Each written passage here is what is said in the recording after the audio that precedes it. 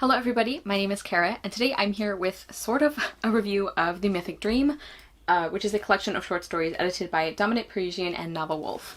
And the reason I say this is sort of a review is because it's going to be pretty different from what I normally do in my review videos. Like, this isn't going to be kind of a systematic, like, summing up of how I feel about this book or anything. I have actually done a review on a short story collection before, so it's going to be, I guess, a little bit like that, where I actually go story by story and talk about my thoughts, because I have a lot more thoughts than I feel like I could, like, justify cramming into a wrap-up video. And another reason I wanted to do a separate review on this collection is because, like, I had wildly mixed feelings about these stories, and I think, like, it's not unusual to have like a range of reactions to short stories. Like, in a collection, you're gonna have some that you love, some that you like less, and there can be like quite a bit of variation. But I'm not sure I've ever read a collection where I had this much variation. Like, some of these stories I loathed a lot, and then some of them I really enjoyed and loved. And anyway, I feel like I need to just like individually talk about every single story in here, because a lot of them I had just very strong feelings about or conflicted feelings about. There are going to be a couple of stories where I don't have a lot to say, so I won't spend a lot of time on those. But yeah, so that's what we're going to do today. I am going to try to avoid spoilers, but the premise for this collection is that all of these stories are interpretations of myths in some way. I think the most represented kind of mythology is Greek or Roman, but we also have Egyptian, we have Native American, we have Indian, we have Irish, so there is a range in here, which I think is really cool, and all of these are SFF stories. And actually, that kind of brings me to my first problem with this collection. I thought this was a fantasy story collection, like specifically. A lot of the authors that are included are known for writing fantasy, or at least that is one of the things that they write, and just, I feel like the way that this was, I don't know if it was like the marketing or the Goodreads synopsis, or maybe I made a mistake by like misinterpreting this. I didn't think this was going to be so evenly split between fantasy and sci-fi. If I had known that, I might not have picked this up, or I might have gone in with lower expectations, just because even though I like some science fiction, I am extremely picky about sci-fi, and I don't know if I would have been as confident that I would really enjoy this if I knew there was going to be that much sci-fi in it, because, like, if I'm really picky about sci-fi and I don't get the opportunity to specifically choose to read the stories that are in here like you would if it was a standalone book, like deciding if you want to read it, I just don't think I would have gone in with the expectations I did. And also, like, before I get into the individual stories, a little background on my feelings on short story collections. I used to think that I always hated them and that there was no short story collection I would get along with. And then recently I have realized there are some that I really enjoy. And even though I don't read that many of them, I've gotten pretty good at picking ones that I am going to really enjoy consistently. Like, there's always going to be a few stories that you don't love as much, but like some of the most recent ones I have read, like Once Upon an Eid, Hungry Hearts, A Thousand Beginnings and Endings, those have just been really, really fantastic. So I feel like I've been getting better at figuring out what I like, and I really thought I was gonna like this one, and overall that just didn't happen. There are exceptions, like there are some stories I really loved, which we'll get to. So we're gonna go story by story, and I'll give you my rating and like any thoughts on it. And also, something else I think is kind of interesting is one of the cool things about short story collections is I feel like it can get me excited about new authors, or introduce me to new authors that maybe I hadn't heard of, or I didn't know if I was going to want to try something from them. And then if I love a short story of theirs, it makes me like excited to check out what other things that they have. And with this collection, unfortunately, it was kind of the opposite. There were a couple of authors who this like reinforced my desire to read from them, or maybe sparked a desire to read from them, but overall I feel like there are more authors that this turned me off than anything else. So now all the rambling is out of the way, I'm just gonna go down the table of contents and look at my like status updates on Goodreads, and I think I'll also share which story this retold, because I think that might be interesting too. So Phantoms of the Midway by Seanan Mcguire was a Hades and Persephone retelling, and I gave that 4 stars. I really enjoyed that one. Don't have a ton of thoughts on it, except that another issue I have with this collection, and I don't always notice this in short story collections, but I think it is definitely something I think felt before. I think there can be a tendency for authors who have a kind of distinctive thing about their writing to like overdo that in a short story format, because they're trying to like stand out from the other authors, and I think that actually makes a lot of sense. And I think if I had enjoyed this collection more, it would have bothered me less and I would have noticed it less, but that is something I noticed in Seanan Mcguire's story. I just feel like she really, really went hard on the things that her writing is kind of known for, like that specific kind of whimsy she does. But I still enjoyed the story, and I'll actually talk about an author who I really love, who I feel like did a similar thing with their writing, so it didn't like ruin the story for me, but that's just something I noticed. And then The Justified by Ann Leckie is the very next story. That is a retelling of Hathor and the Destruction of Mankind, which is Egyptian mythology, and I hated this one. I gave it 2 stars, which was especially disappointing because I was really excited to read a story based on Egyptian mythology. I really, really enjoy ancient Egyptian history and mythology, so I was excited about that one. I really didn't like it. This was also a sci-fi one, and I think most of the stories that I really hated, not all of them, but a lot of them, were the science fiction ones. So again, I just feel like that's another reason I wasn't as much a fan of this collection. Next was Fisherbird by T. Kingfisher, which is a retelling of Labors of Hercules. You guys know I love T. Kingfisher, I talk about her all the time, and I did really enjoy that one. I gave that one 4 stars. But this is another one where I feel like she went a little overboard on her own writing style, which when I say that out loud, it sounds silly, but hopefully you guys know what I mean. But again, I still really enjoy her writing, and I still had a good time reading that story. That was one of the better ones in the collection. Next was A Brief Lesson in Native American Astronomy by Rebecca Roanhorse, and that is a retelling of Deer Hunter and White Corn Maiden, and I gave that one 3 stars. I wasn't super interested in the setting, but I liked the concept, or like the exploration of grief and love in that story. And even though I only gave it 3 stars, I think that is the thing I have read from Rebecca Roanhorse that I have liked best so far. And just so far, I haven't been the biggest fan of her work. I've read one of her novels and another of her short stories, and this is, I think, the favorite thing I have read from her so far. Next, I read Bridge of Crows by J.Y. Yang. That is a retelling of The Cowherd and the Weaver Girl, and I gave that one 3.5 stars. So I solidly liked it. I do definitely want to read the Tenseret series by this author, so this did kind of like reinforce my interest in their writing, which is cool.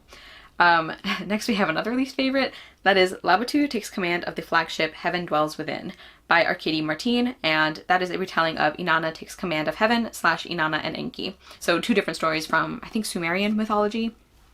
And I gave that one 2.5 stars, which I think is actually a little generous in hindsight. The concept was cool, but I just feel like this story was trying way too hard, and so was the writing. Also, I forgot to mention this at the beginning, I know some of you guys sometimes watch my channel around your kids, which I think is great. This video, you might not want to do that because I can already tell I'm getting angry, and I'm just saying, might use some different language than I usually do. And actually, specifically for this story, I feel like that is relevant because another thing that really turned me off this story is it uses the C word like twice in the first page or 2. And that's kind of what I mean by like trying too hard to be edgy. Like I'm somebody where like if I'm reading a book or a story, you can use the word fuck as many times as you want as long as it like makes sense with the character and the story and everything.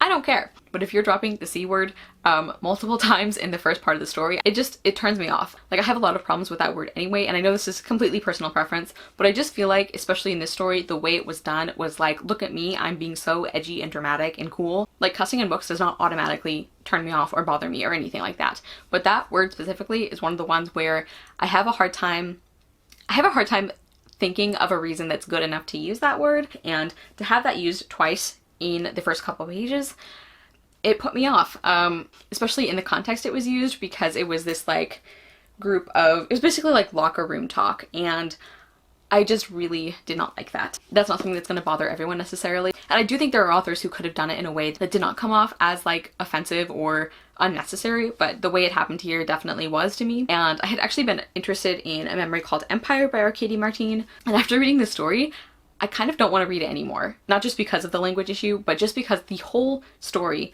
really did nothing for me. Like, it was an interesting idea, but I didn't like the writing. I didn't like the characterization. I know that's hard to judge in a short story, but like there are other authors who I think can do that well in a short format, and I don't know. I just don't think Arkady Martin and I are going to get along, so that's kind of my takeaway from that one. Next was Wild to Covet by Sarah Gailey. That was a retelling of the story of Thetis or Thetis from Greek mythology.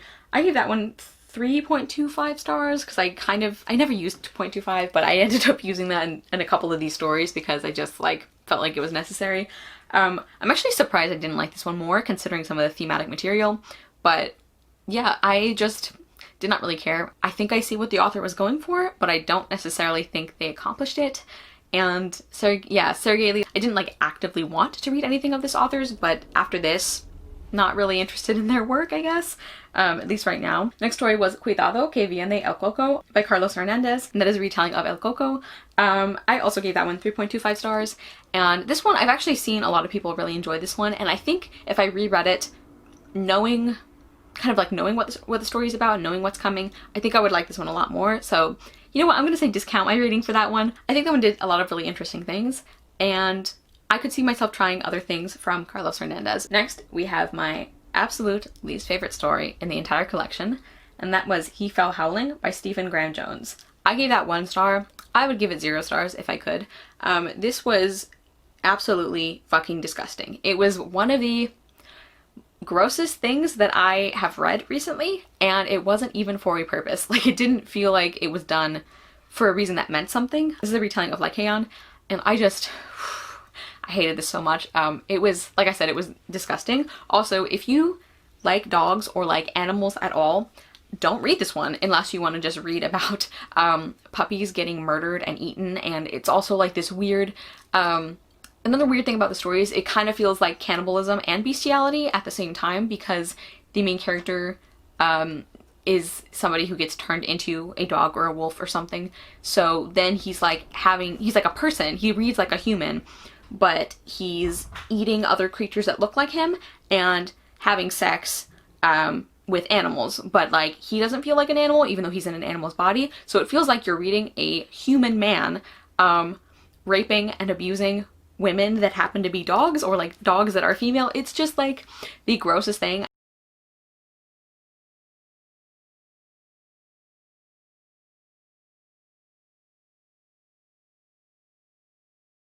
And it was all just so unnecessary. Like, this story did not do anything. It did not say anything. It did not use any of these things for a purpose, like to comment on them or to explore them or even just to make it an interesting story. It was just fucking disgusting from beginning to end, and I'm so angry about this story. I'm so angry that I read this, and I'm just getting even angrier the longer I think about it. But yeah, I despised that one. Like, it's amazing that in such a short page time it managed to pack in so much disgusting, like, cannibalism and rape and bestiality and like just all of these awful things for no reason, and described in excruciating detail. So I hate that. I never want to touch anything that Stephen Graham Jones writes. I don't, like, at this point I can't imagine a story that sounds interesting enough from him that I would be willing to try after this, because I just don't trust him to write something that is not like this. On a more positive note, next was Curses Like Words Like Feathers Like Stories by Kat Howard. That is a retelling of The Children of Leah, and I gave that 4 stars. I really liked that one.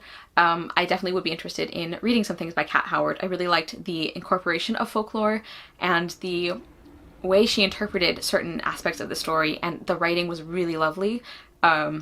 Just really liked that one all around. And then next was my absolute favorite in the collection, and the only one that got 5 stars, and that is Across the River by Leah Cypress, and that is a retelling of the legend of Akdamot and the legend of Rabbi Meir and the Sambatyon. There's not a lot for me to say about this one because I don't want to give too much of it away, but I thought this was so beautifully done. The way the writing set up the setting and the characters and the atmosphere was just wonderful. I do want to give a content warning for anti-Semitism. I'll actually try and list all of the content warnings I kept track of throughout the stories in the description box, so be sure to check that. But I think that as opposed to some of the other stories that showed offensive or like awful things, it was done for a reason. I just really adored that story. It was also very bittersweet in a way that felt very balanced between those two things, so just really enjoyed that one. Next was Sisyphus in Elysium by Jeffrey Ford. That is a retelling of course, Sisyphus, and I gave that one 4 stars, and I'm just gonna read my Goodreads update / review for that one, because I said really cathartic until the ending, and now I'm kind of conflicted about how I feel about the story, but I think I still mostly like it. Yeah, so this is one I had kind of conflicting feelings on. Overall though, I did really enjoy it. I wasn't completely happy with some choices made at the end, but I kind of get it. Anyway, I did like it.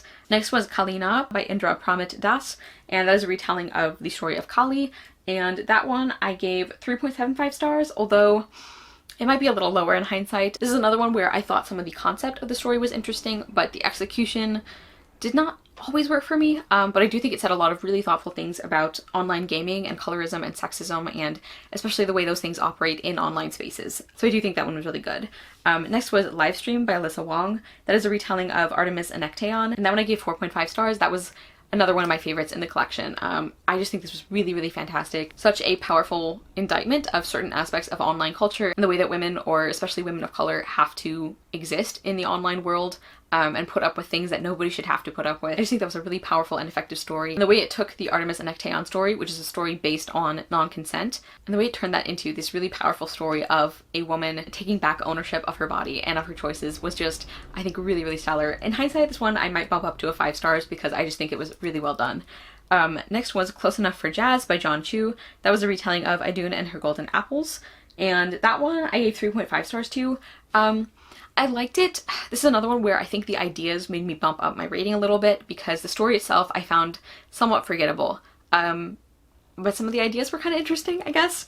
And then next was Buried Deep by Naomi Novik, and that was a retelling of Ariadne and the Minotaur. And I think that was actually the longest short story in this collection.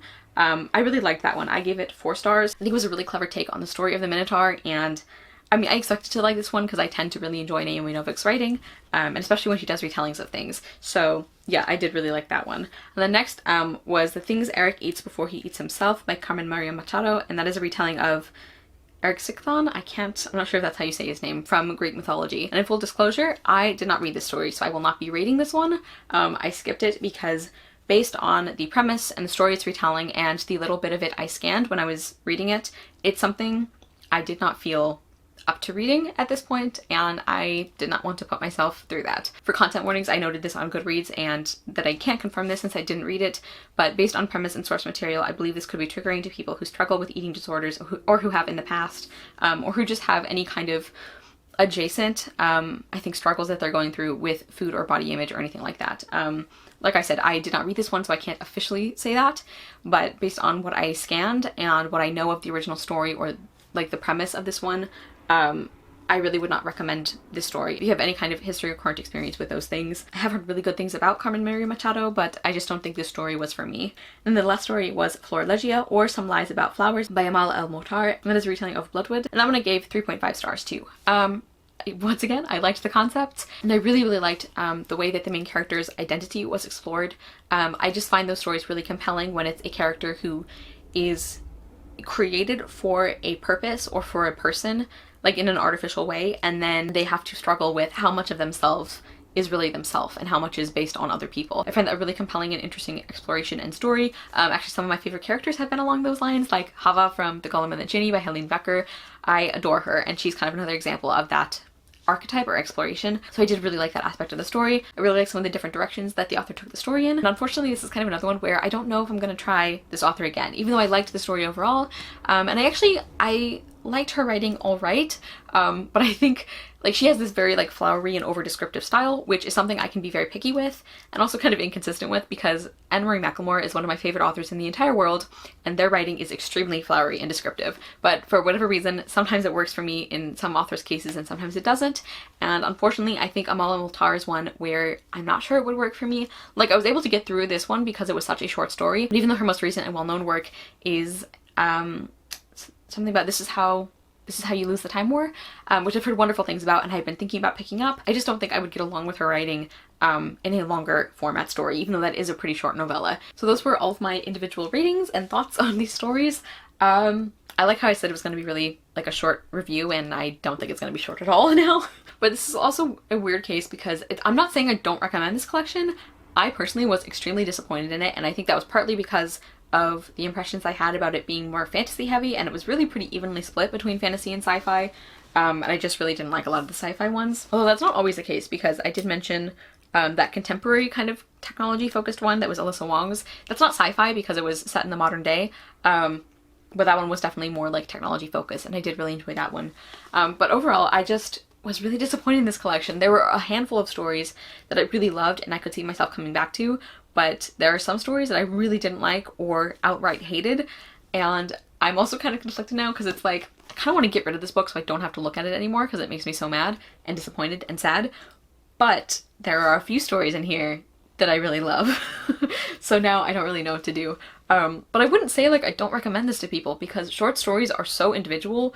Like, some of the ones that I hated or that didn't connect with me or that I thought were just kind of average might be ones that you love. Or vice versa. My favorites might be ones that you don't get along with at all. So I wouldn't say I'd like recommend or don't recommend this story collection. So I don't know, I just had like wildly mixed experiences with this, and I felt like I needed to like articulate those and just get them out of my system. So I don't know if this is going to be a helpful review at all, and I'm very sorry about that. I hope it did help you, maybe, or if not helpful, I hope it was at least interesting to you. Please let me know if you have read this collection. Let me know what you thought of it. Like, did you agree with some of my favorite or least favorite stories, or just like general thoughts about it? I just want to know what you think. I really want to hear what people have thought about this collection, because I think it came out last year, maybe, and it seemed like something that was so up my alley, and I was really excited about it, and then I read it and was not thrilled. So yeah, let me know if you have read this or if you plan to read this or anything. I don't remember if I said this, but I think I ended up giving this collection 3 stars. I think when I averaged the ratings, it was a little above 3 stars, but I mentioned this, I think I mentioned this in a previous Goodreads review, but with short story collections, I give myself a little more leeway when it comes to ratings like that, because I did not feel like this was a 3.5 star experience. I feel like this was at best a 3-star experience. Thank you guys so much for watching. I will see you soon with another video, and I hope you love the next book you read. Bye!